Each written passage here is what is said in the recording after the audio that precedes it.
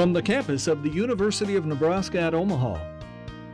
Consider This with Kathy Wyatt, a program of issues and information behind today's news.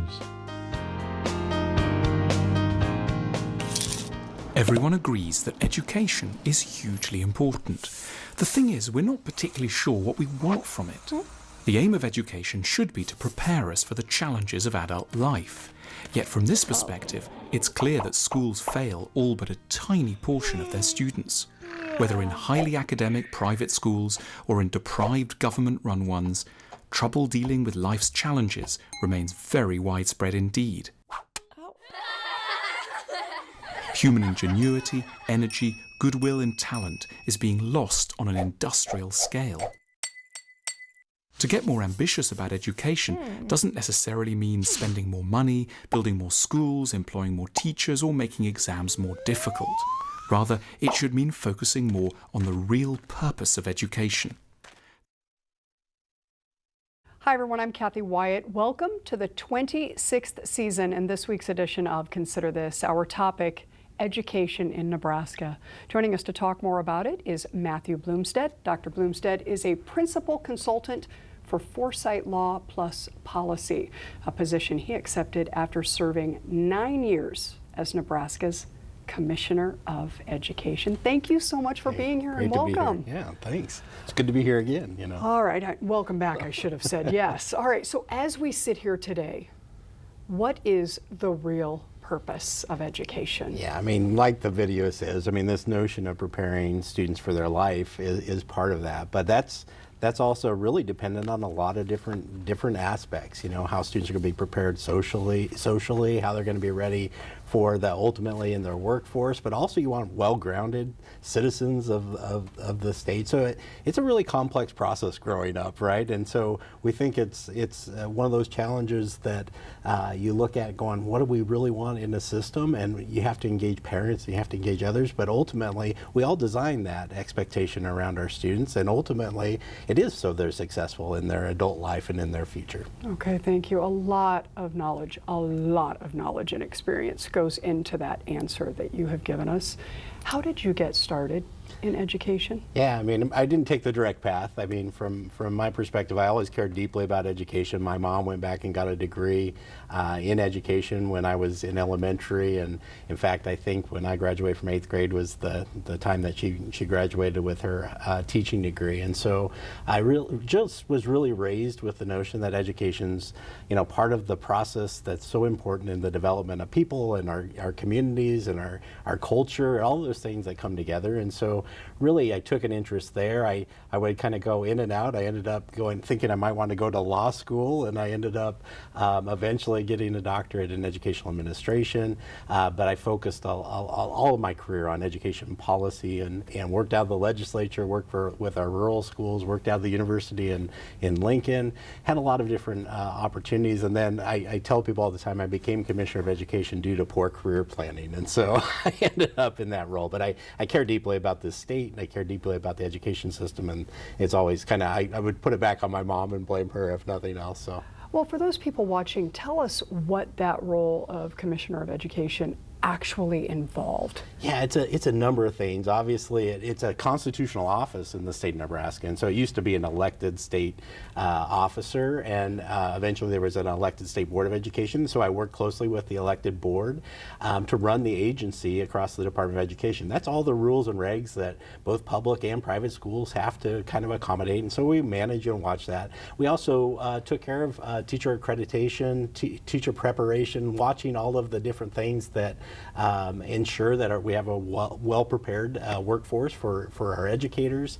But we had, you know, a lot of different things across education in Nebraska that are kind of unique. You have worries about special education, ensuring that federal funds that are directed to special education students are there. Also ensuring the programmatic pieces for title poverty programs and other things that are in place. We had responsibilities in early childhood. We also had vocational rehabilitation underneath us at the Department of Ed. And so students that had disabilities as well as adults that had disabilities could actually be funded through programs on that particular front too. And so the responsibility for the whole state, I always said that all the children in the state of Nebraska were my responsibility because they all fall underneath the Department of Education. And they were your responsibility for 9 years. Yeah. I mean, that's quite some time. Why did you stay?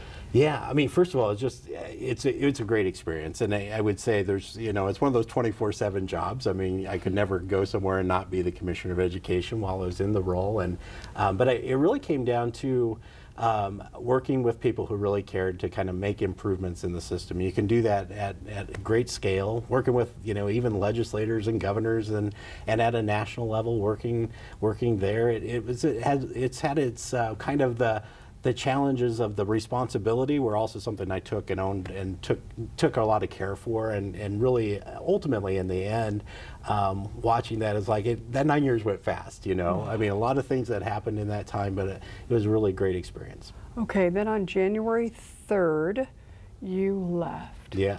Why that time? Yeah, it actually worked out.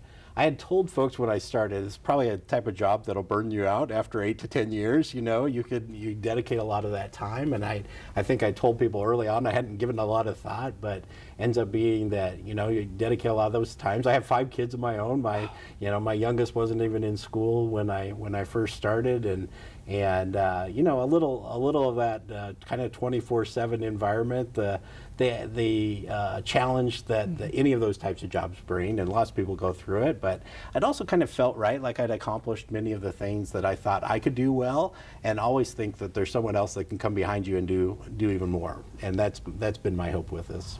Okay, all right.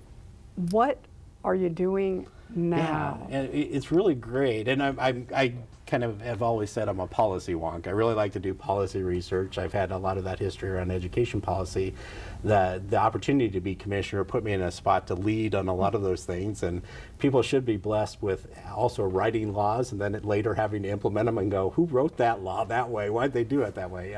And so I got to see kind of both sides of that. Now I think I'll be a better policy analyst and researcher, and we work right now with a variety of clients in the federal policy space, but I do have some work going on in Nebraska, including some work with the Exarban Foundation right now, as they're helping them stand up an internship program to really start to work on workforce, and I hope that'll bring me into some circles with both the high school side as well as the post-secondary side too. So I get this rich chance to take the experiences I've had and be able to walk them forward into a next level of a career. So. Well, we're hoping that those experiences play into this whole next line of questioning Sure. that I have. Given the scope of this topic today and our limited amount of time, I do want to go back briefly, because this is so important, to the formative years, right? What do you believe to be the main focus, Dr. Boomstead, in early education? Yeah, really, there's a couple different things. I mean, in the pre-kindergarten now, right? And of course, if you look at the policy history, which I love to do, we still don't require every student has to go to kindergarten, right? I mean, but pre-K has become a really important part of that. We saw that students that maybe came from households with working parents that weren't able to be engaged in high quality early childhood programs maybe came not as prepared for kindergarten and ready for that educational opportunity. There's certainly the socialization of school, that puts us into a position of ensuring that kids know how to interact with one another and be part of a kind of a community, even of a community of learners in that sense. But those key basic things just of reading and certainly eventually writing and the key knowledge that they get and the learning that takes place is really important. And so I think when you look at the earliest years, there's so many formative things that are taking place, and you're filling in gaps if they didn't get the chance to have a lot of books read as a young child. You're going to see some gaps that might take place, and so you have to start to adjust for that. In those early formative years, there's just so many things that kids are learning. So much research around brain development and what we can now see today that even 20 years ago I don't think the education field knew as much about, and it's really important to see the kind of the science of learning be one of those things that comes into play and puts our students and our families at the best possible position. All right, you mentioned a few barriers. Obviously, we don't live in an ideal world. So in your experiences, understanding the absolute value of making sure that those kids are in solid footing moving forward, what do you see to be the top barriers today in that arena that you just described? Yeah, I think one of the things for families, I mean, there's so many pressures on families, and you know, I looking at parents that are really young, working. Sometimes they're each working, their parents are working, or if it could be a single parent household, and there's so many challenges in raising kids, right? And so even one of those challenges, just the affordability of early childhood providers or daycare. We've really changed as a society, and so ensuring that we have the resources necessary to provide those settings and have sufficient number of those settings. I think the other challenge is just the reality of the routines in a day. I mean, I'm always kind of find it remarkable that, you know, you pick up kids at the beginning of a day, you know, if they're riding a bus or you're dropping off kids at school, and all of those things that just happen in the course of a day that we kind of take for granted, like meal programs and just the fact that someone's sitting down and being attentive to a student's needs throughout a day happens, you know, 300 and some thousand times individually to students just across the state of Nebraska, not to mention the country, right? And so much of that system is so important. It has to be able to be one of those things that parents have to find a way to be part of. It ends up being a challenge because you know that they're working, they're engaged, they have to be engaged with their families. I mean, on my way here, I know it's my son's last day of school, he texts me, you know, a picture of all of his awards that he got for the year, right? And it's like, those engagements are really important, and you know, I hate to say it, but even as a parent, you know, you might take some of that stuff for granted. And then as Commissioner of Education, when I got to see that, it's really a remarkable thing. So. Okay. So as a student is moving forward, if needs are not being met early on, because not everyone's going to be in a position like you and your son are, right? Although congratulations, that's so awesome. But as those students move on, if they and their families are not able to resolve those challenges or even move in a direction of resolve, what can happen then at that next level? Yeah, I mean, it's really important that we're measuring and watching that learning process come along at a school level. So reading, you know, and I'll probably spend a lot of my next part of my career really be trying to be a champion for reading. We know that students that are reading by third grade have a lot better success rate on anything else that they're going to do. And you have to identify what those barriers maybe are for them. And so parents don't necessarily know. You know, I had, you know, as I watched my own kids, I had one of my daughters who didn't pick up reading right away. And you have to decide how that's going to work and how you're going to interact with the school. It's important that the school picks up part of that and that the parents pick up part of that, and you have that good exchange to be able to do that. In the long run, though, the schools should be able to be in a position to kind of keep tracking and understanding how they can move that forward. But kids need the social skills and other things. If you start to have problems, right, as a parent, what are the supports around you to be able to do that? And so often people go to their school and they can find that level of supports for what they need to be successful. Dr. Blumstead, there might be some people watching today thinking, yeah, in an ideal world, those teachers would be able to step up and do what you've just described. But we all know that the world of education has changed significantly for reasons like you mentioned earlier, and teachers are having to do so many things outside of reading and writing and arithmetic, yes. Right? So how would you respond to especially the teachers who might be watching saying, we want to do that and we want to be successful and we want our students to be successful, but gosh, the world's making it pretty difficult right now. One of the things that I think has been a challenge is students that aren't necessarily getting that opportunity to kind of be socialized into school settings in the most effective way. So early childhood opportunities, I think, are really important. I think also, though, that when we look at students that are having problems, teachers often have too many students at a given moment in time with a set of challenges, and so being thoughtful about how we provide supports. Paraeducators are a big part of the system today that weren't necessarily a big part of the system when I was growing up, for instance, right? And so you look at how you train folks to be most helpful in those settings, ensure that every student's getting what they need. And sometimes we run into situations where there's a difficulty in the classroom and a teacher's like, I can't do this, and you feel like I'm not able to provide that other circumstance, really the awareness of administration, the awareness of in a classroom, how to do that management, these are many times very much learned skills and experiences. But I do think in the end, bringing parents in to be part of that, is a really key part of the support system that has to be in place. And in many places, I know young teachers that have started their career go, oh, I don't know if I could do this. And they even, I hate to say it, but young teachers that were young when I started as commissioner are pretty experienced today, right? And so if I see some of those folks, and I've had those types of conversations, the skills that are brought it's hard to just train people to do that. They learn those skills. We really should trust and respect the professionalism of our teachers when they build out those systems in their own classroom environments. They do remarkable things. Okay, so I want to fast forward a little bit to high school and beyond. I mean, isn't really at the core of what we're doing trying to get these young people to be able to successfully navigate life, right, and give back to community, to contribute to community? So based on everything that you've said, now granted there are some really great things happening as well, but if we have kind of limped along in the system and we have a student who gets to that point, what are we looking at then, Dr. Blumstead?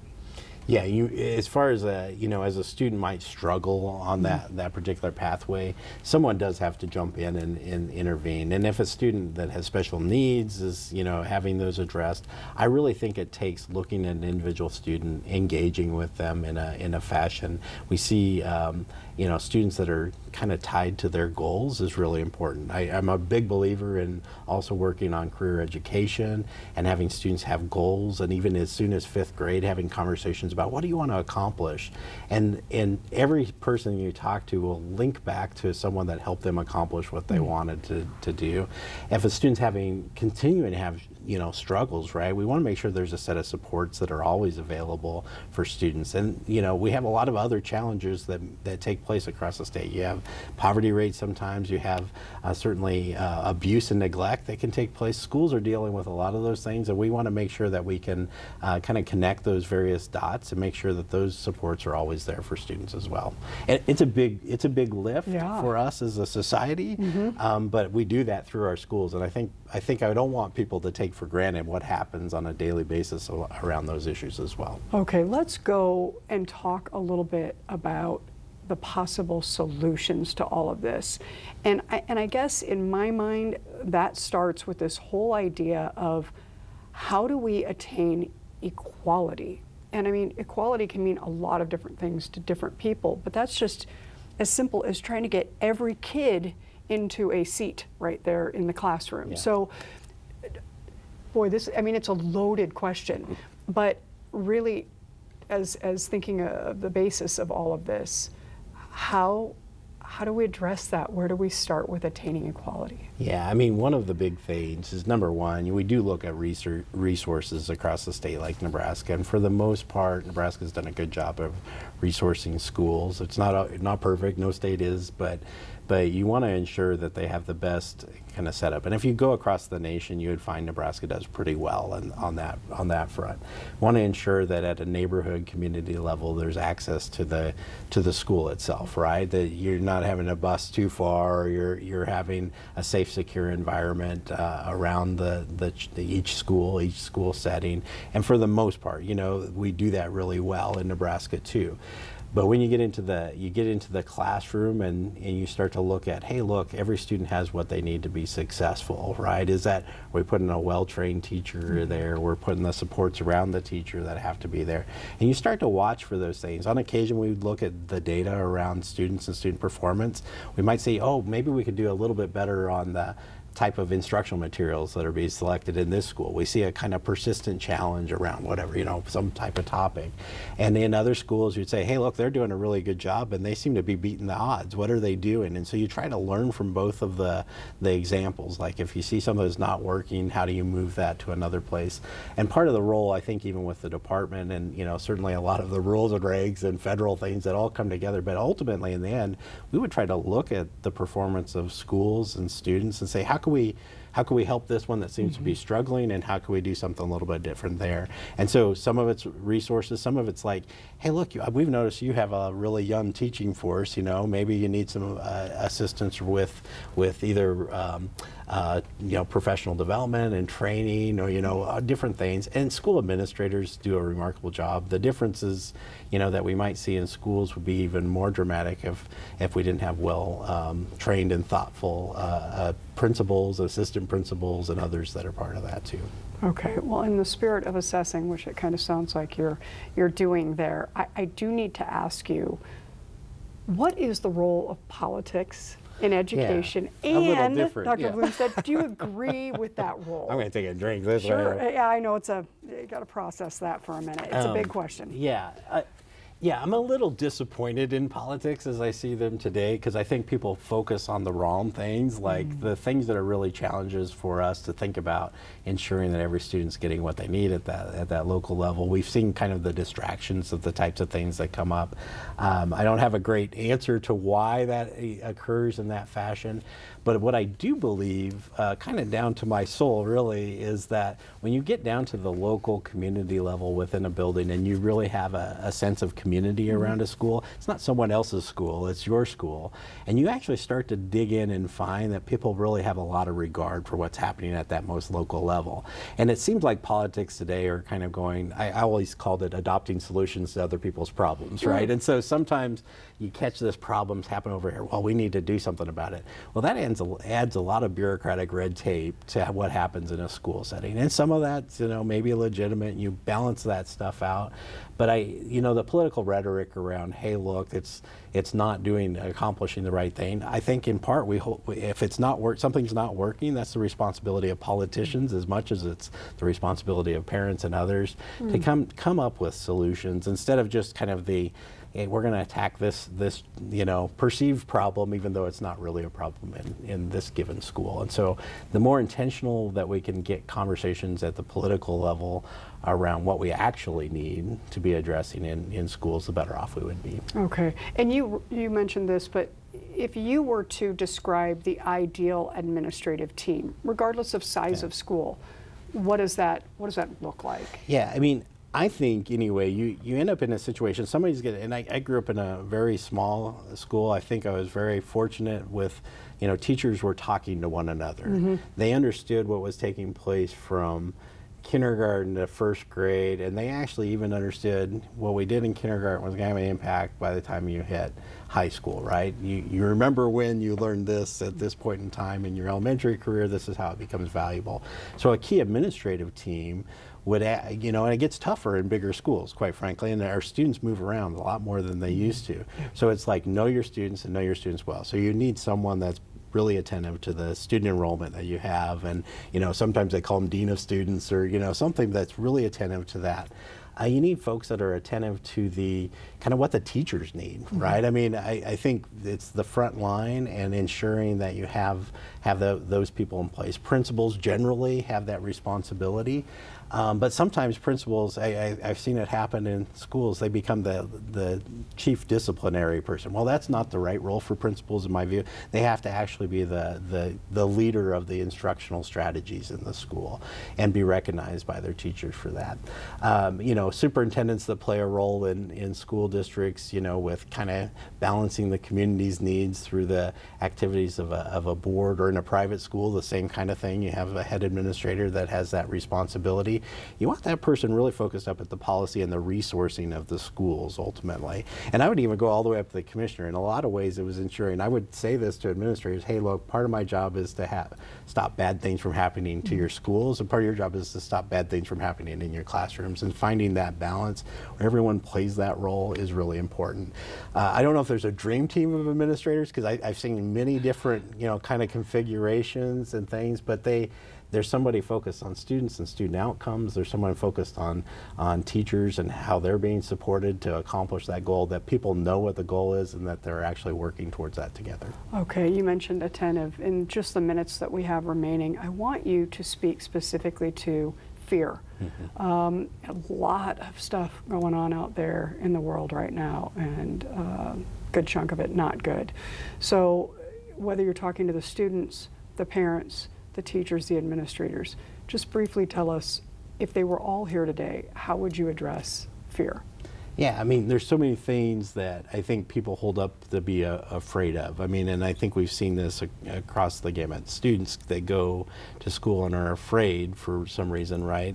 They often find that school is a place where they have felt very safe, right? And we have incidents, though, in schools where there's, damaging behaviors too, where you find bullying or other, either student behaviors that create fear. And if we have fear in a school setting, it's going to undermine the educational opportunities for students, right? Same for teachers, right? If they're afraid, and I worry about this with teachers, they're afraid, they're so focused on those student performances and how students are performing overall that, they're afraid that they won't be able to deliver and do the job, right? And so you have to balance all that out. A Deming philosophy around management, total quality management, is first remove fear from the workplace. And unfortunately, there does feel like there's a lot of fear around education. I will also say some of that fear is kind of because of the responsibilities that teachers and administrators, they kind of build some of that in on themselves a little bit. And I would say, hey, look, don't be afraid, don't be afraid to step in and say, we don't have to fear this. These are the good things that we're doing, and celebrate those successes and overcome some of those fears. If they're real dangers, that's different than fear, right? The real dangers always have to be addressed. But I think those things that where we burn some time and energy on what might happen, we're probably less willing to kind of dive in and help. Like, with a given student, if you said, I'm fearful that if I work so much with this student, I'm going to diminish these other needs. There's strategies and things that can be done, and remove that fear, because helping that one child might help a whole bunch of other children too. Okay, about 30 seconds. Final thoughts, talking with Dr. Blumstead today about education in Nebraska. Final thoughts. Yeah, I mean, I think we should be proud of education in Nebraska. I think that's, one of the things I look at. Again, we're not perfect in everything that we do, but we've done so many things well. The only way we're going to get better is ultimately together, that parents are working well with their schools, the schools are working well with their parents, that the community comes around that environment, and probably remove some of those political things and get focused on really what we know and we've been successful at and continue to build on. Dr. Blumstead, I want to thank you so much for joining us today, sharing your time, expertise, and stories. And I want to direct our viewers, if they want more information, here it is, Nebraska Department of Education. That's education.ne.gov, 402-471-2295.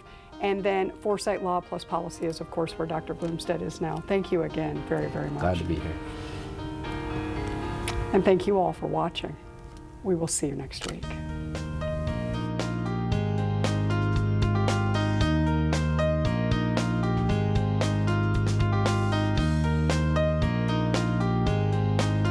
Consider This is an issues and information program produced by UNO Television in the School of Communication. More information and program archives can be found at nebraskapublicmedia.org/Consider This. If you'd like to share your comments about this program, call the UNO School of Communication at 402-554-2600 during regular business hours, or send an email to cwyatt@unomaha.edu.